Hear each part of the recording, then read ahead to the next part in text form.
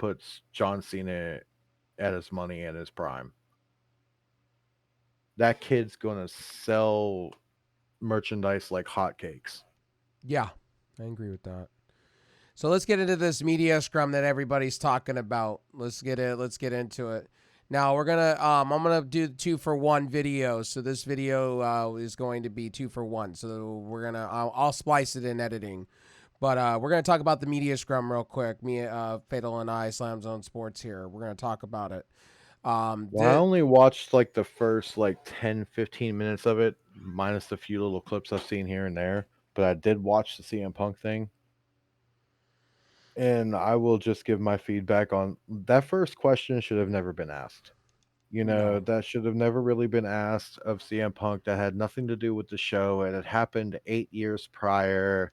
It didn't need to be asked. And that reporter was out of line. And honestly, I wouldn't put it against Tony Khan if he banned that reporter from fucking reporting anymore. Well, Not the so not the reporting place, but the yeah, the channel they were reporting from, but that certain reporter because they were just trying to get a rise out of Punk. They could see he was tired, he was bloody, he was worn out. He literally just got done. Punk shouldn't have had to go on that media scrum first anyway. let's read the tidbits from the show. So here's some of the tidbits. This is when he was shooting on Adam Page. He said, "Whatever I did, do deserve an empty head, fucking dumb fuck like Adam Page to go on national TV and go into business for himself. For what don't go against or going against the house," Punk said. Then he went on to continue and said, "There's people who are called themselves EVP should fucking know better." Punk continues, "This was Correct. none of their business to understanding sticking up for your fucking friend. Fucking they well from comic book they're putting lines into when he said f bombs. And why are they putting these, comments into these, reporters' ears and shit, putting these storylines into these reporters' ears and shit? Why? Are they jealous because their buddy Kenny didn't get the ultimate push when he came back? He didn't get an AEW championship Okay, push? so You know, Nick Jackson, um, this was before Kenny Omega came out, and he was asked a question by, I believe it was Fightful Select or one of them, and no, it was Forbes, and Tony Khan said it was my bad. I should have maybe I should have told Nick Jackson to shut his mouth, and he didn't, and it was my bad. And he goes, we're all learning, and he said that he said no, it's just out of line for Nick Jackson to talk like that. Basically, what he yeah, was it's saying. not learning anymore. At that point, they were in live television doing these media things for how long? Right. And then doing these little media shits for how long before that? Like, no, no, that was deliberate. That was deliberate. That was directed. That was jealousy. Honestly, with you, Fatal, I will say this, and I'll say this to anybody that is watching on, because I am streaming at the same time as recording this. I will say CM Punk deserved to have a say in what he needed to say. I said that to you when Oh, absolutely. it's Absolutely. He was uncalled for. absolutely justified for what he said, the way he blew up, the way he got angry, the way he got real with that reporter.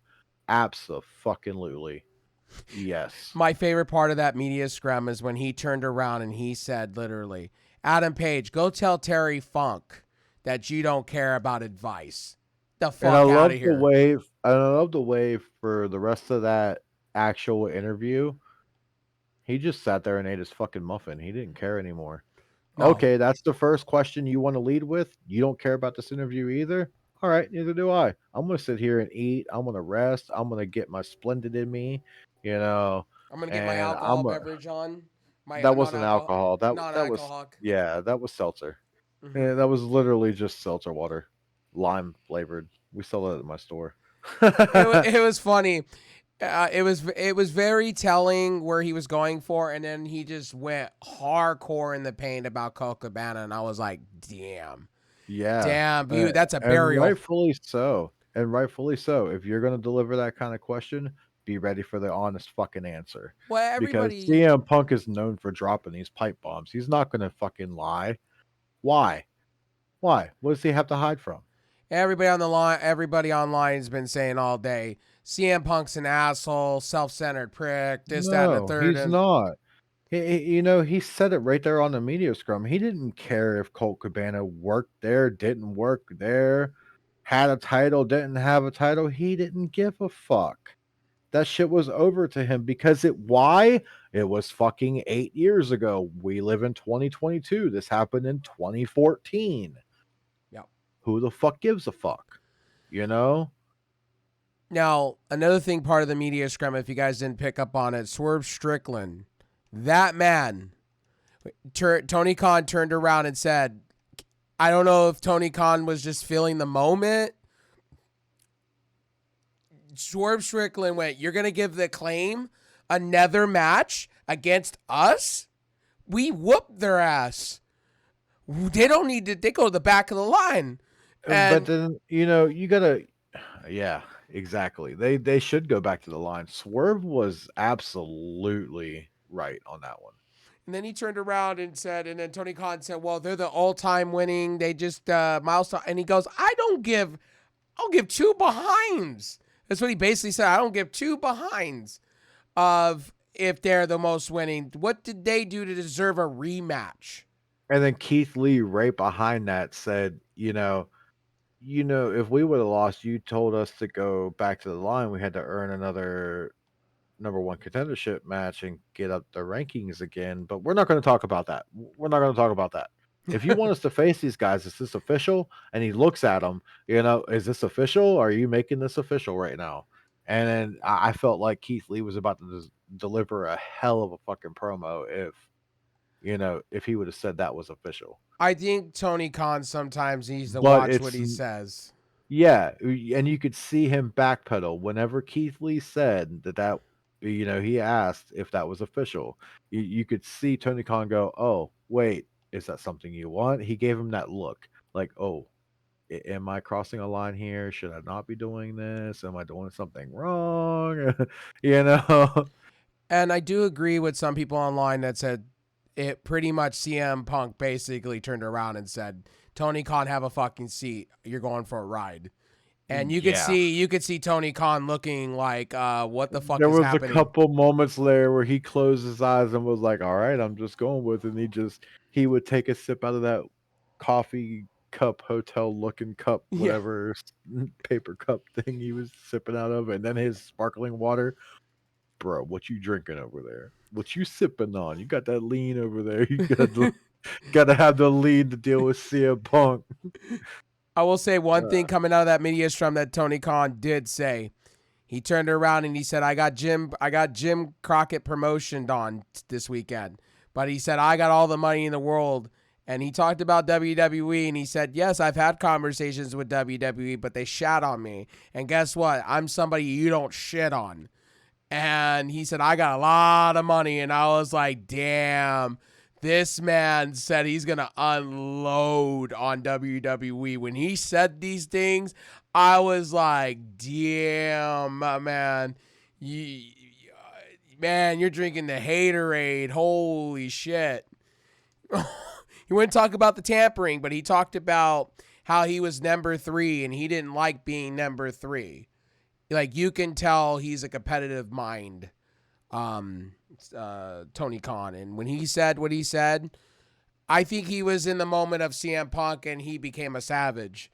And in that moment, you saw Tony Khan. I said, this is the Tony Khan that should be directly to business, not trying to swerve left and right to business. You know what I mean? Like, business. I love Tony Khan for that. Like, when he got direct last night, it was perfect. Way perfect. I'm going to destroy. I'll do better than them. I have all the money to do so. I am not a Jim Crockett promotion here. I can unload. And I was like, oh, shit. Oh, shit. fucking fucking Tony Khan said that too. So where do you think AEW goes with this, Fatal? Where do you think they go? Do you think it's Sky's word, or do you think this is all a work shoot? Before I do that though, but can I please add just a little tidbit about the AEW post media scrum? Sure. This is to the AEW YouTube producers on the back end and everybody who deals with the editing and the uploading of these videos and the live streams. Fix your audio, please. If we can get it right, you can get it right. I believe in you. Thank you. This is a message from your fan, Fatal Streams.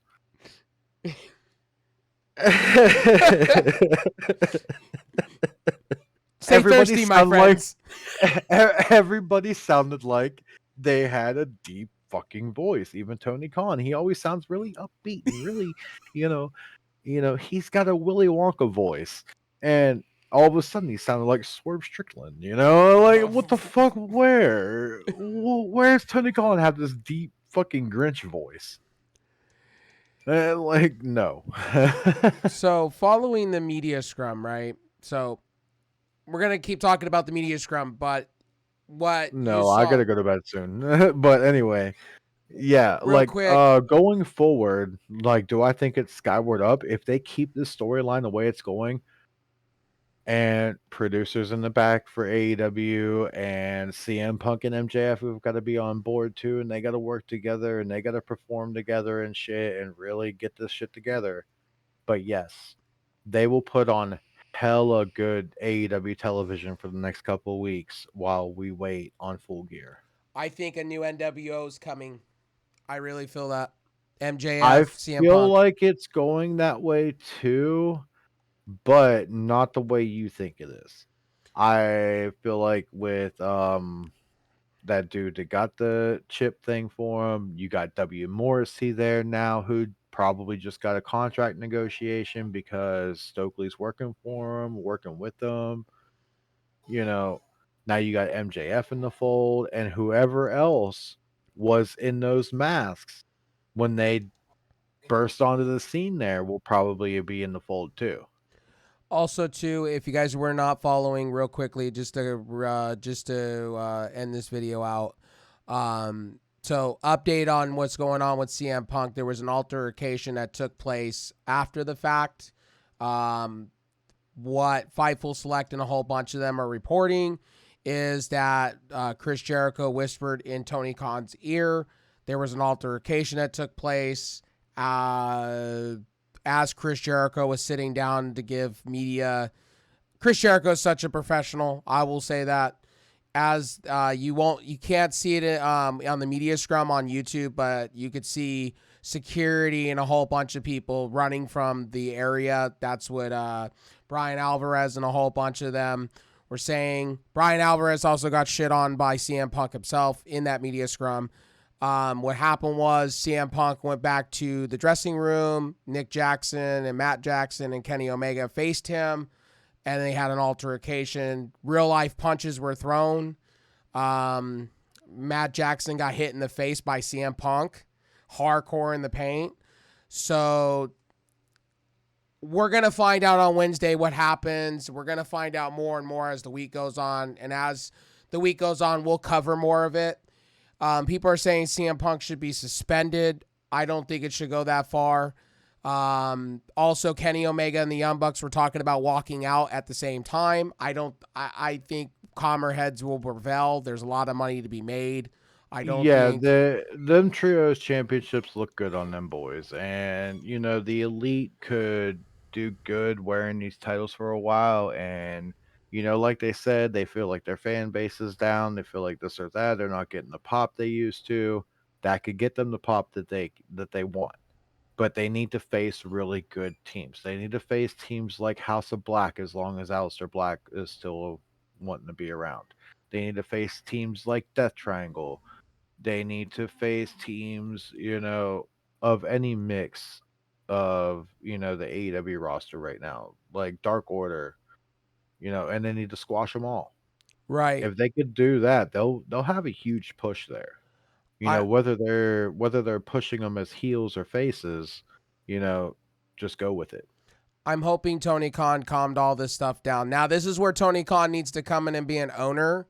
I hope this doesn't lead to Kenny Omega and the Young Bucks leaving the company, because they were people Yeah, I there hope were not saying they're going to too. walk off and leave. Yeah. Aleister Yeah, Black's no. contract is in I it. don't think any of them's gonna walk off because they know how much money they're about to make too. Like, get out of here. And Aleister Black, we don't know. We're going to find out in the next couple of days. He had a little bit of a huddle with his guys and ladies for the House of Black. Supposedly mental health, but we all know what's happening. He wants to be in WWE. We all know now. He He's a wants Triple to H go guy. back and work. Yeah, he wants to go back and work for Triple H. He was a Triple H guy in NXT before he got the push and before he got moved up, and then he was unhappy with his fucking push when he got moved up to the main roster. And that Um, was the Vince McMahon move. all of these people have 5-year deals, so Tony Khan's not getting rid of these people. Tony Khan's not going to No. give them the release. They're all guaranteed $5 million. I believe Aleister Black signed for big money.